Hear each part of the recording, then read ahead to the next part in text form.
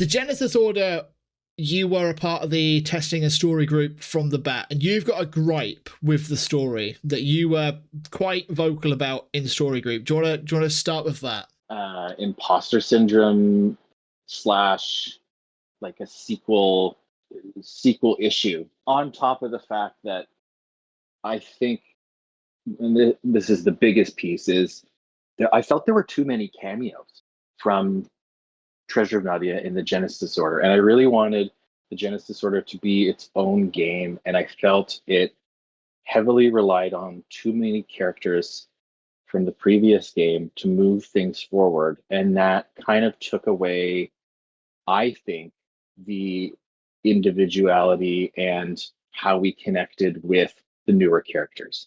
And to qualify that, I guess, a little bit more is like, we've talked to NLP about this, and he said this in interviews, is Jessica and Priscilla, or however you say it, we're going to get him to clarify that January 2nd.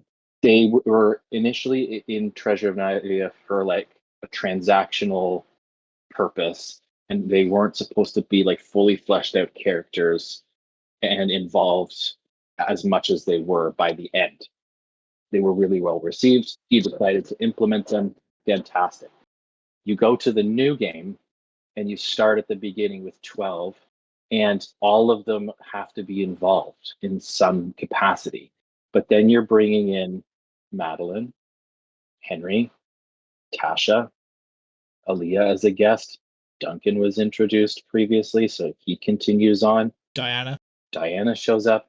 Simon's there at some point as well. Yeah, it felt like just a lot of characters, and I get that, geographically it's in a similar area.